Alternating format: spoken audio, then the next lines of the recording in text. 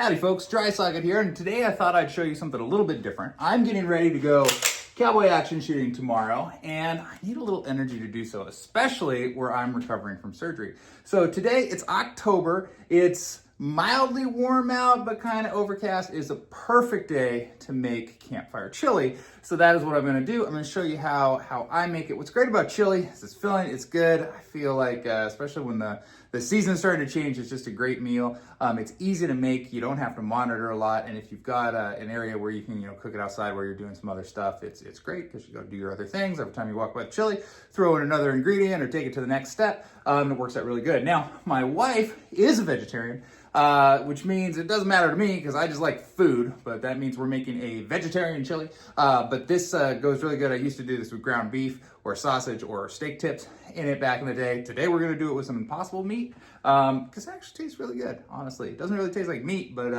it tastes good, so we're gonna eat it. So let's check out what we're putting in the jar. All right, let's take a look at what we're working with ingredient-wise. We got some white onions, got some red onions. That's really how we start. I'm gonna do baked potatoes. So I'm just gonna bake these at the same time, pour the chili over the potatoes.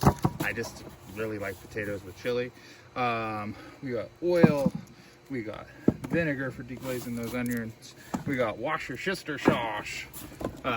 We're gonna take you guys to Flavor Town. Some barbecue sauce, salt and pepper, of course, and then diced tomatoes. We've got 2 cans of beans, can of black beans, some tomato paste, some chili seasonings, a little bit more chili seasonings, and then I'm doing Impossible meat. And this one, because my wife's a vegetarian, and I don't mind playing that game, the Impossible meat's actually pretty good. All right, so we'll get some charcoal briquettes going. We're just gonna use this charcoal kind of outdoor campfire grill, and then we'll do everything just in my little Dutch oven here. All right, so we got coals going. We're just gonna go ahead and throw our Dutch oven on.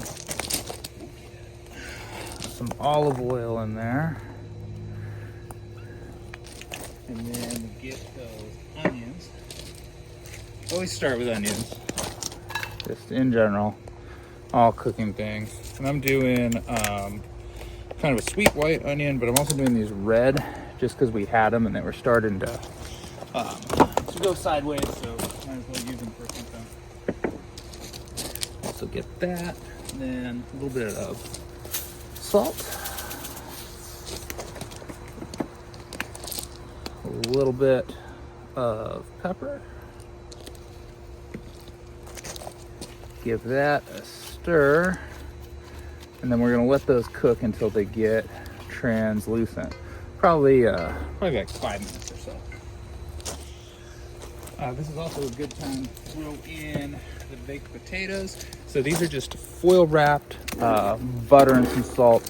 I've got regular Yukon Gold potatoes, and I've also got some white sweet potatoes. There you go. We'll put those in to cook as well. All right, so we got those onions going really good. We're gonna go ahead and deglaze them here. Let that cook for just a few seconds.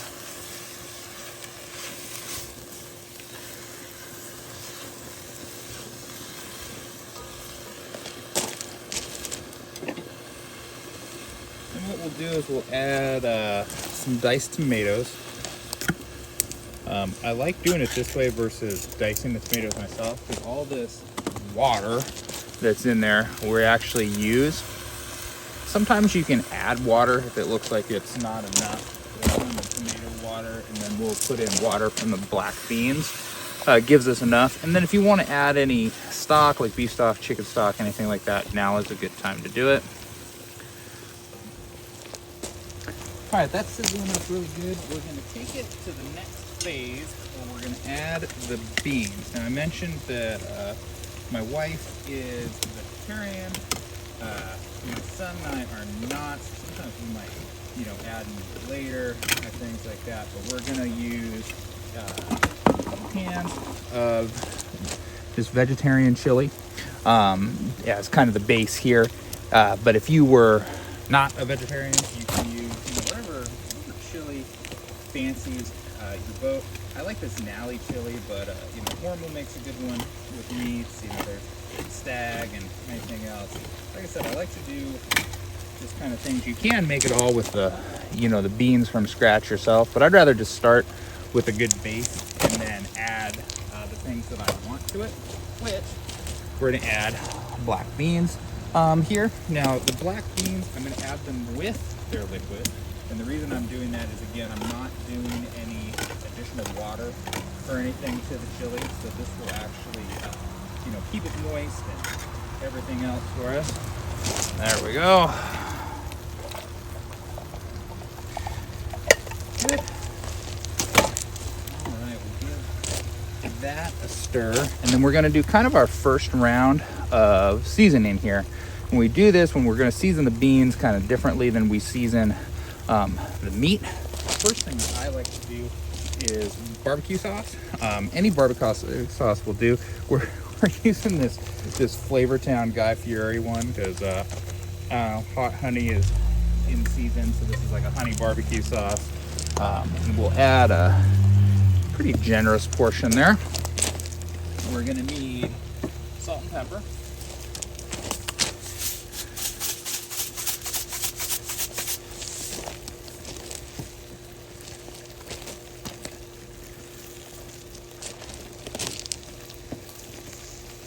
And then I add just a boring chili seasoning. This is Kinder's. This one's actually pretty darn tasty, all things figured.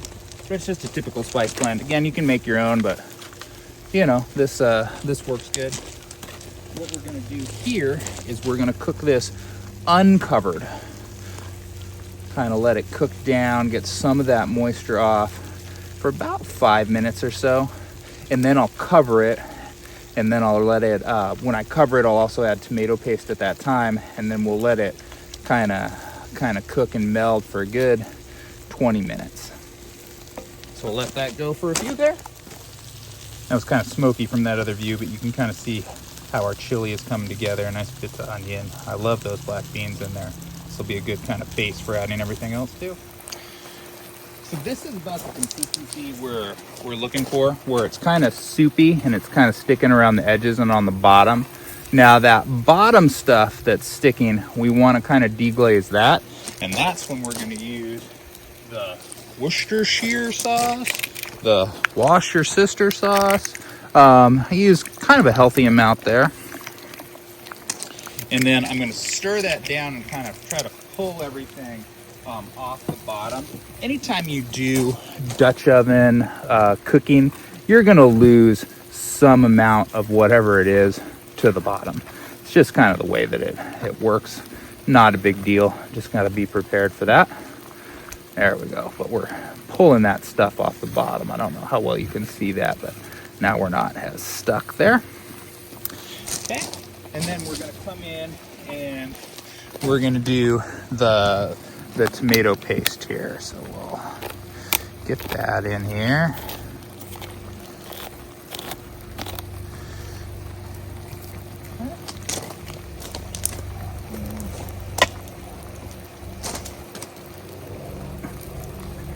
Oh no.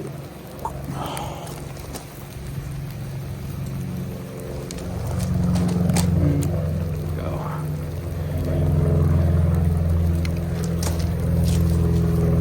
Just pull that out with my little spatula. There we go. We're going to stir that in. And then we're going to go ahead and we're going to put the lid on the Dutch oven, and we'll let this cook for a while before we add our meat. Now, I'm using that Impossible meat. So the Impossible meat is basically cooked, so we don't have to do the same things that we do. We don't have to add it at the time we would earlier. Otherwise, if you're doing ground stuff like that, I'll usually start that right after I do the onions. So I'm gonna put that there, and then go ahead and throw some of these baked potatoes and a couple coals just on top here, so we get a little top down heat going as well.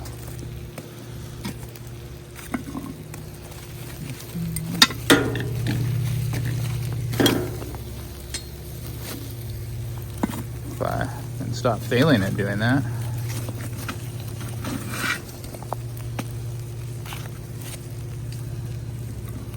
There we go. So this phase, I really let it cook until when I walk through the backyard, I can smell it really good. So that's where we're at now. So this smells fantastic. I'm going to take those off and take these coals off here. Now my lid will be hot, so you want to make sure you're using a lid grabber.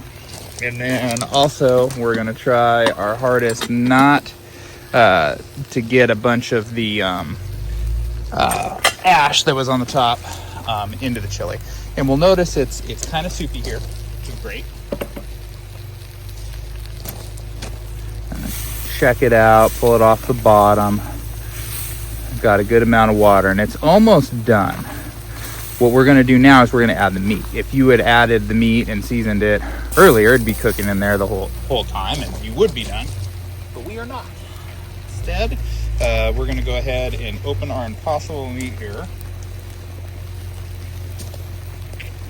Let's see.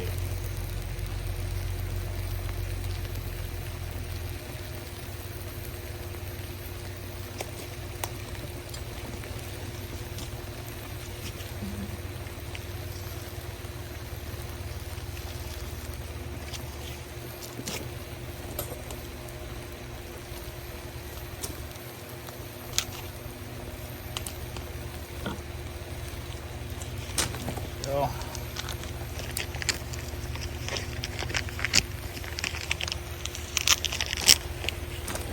So we're going to add that in, and then we're going to season that. Well, we start salt, pepper.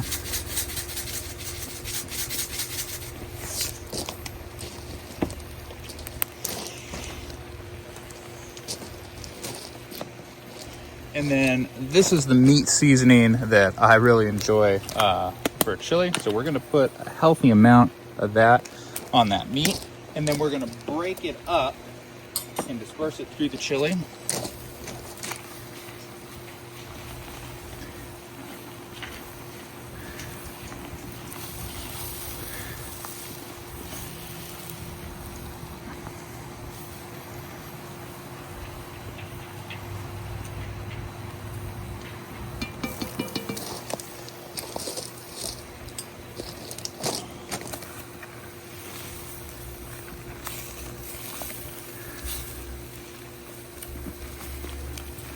Give it a little stir, just like that.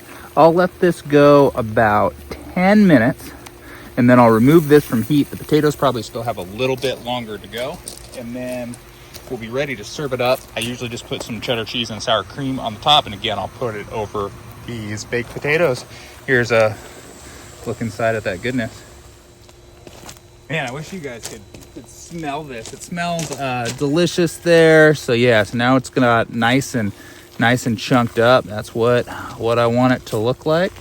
Little bit stuck to the bottom, but not too bad. So I'm going to go ahead and take it off the heat here.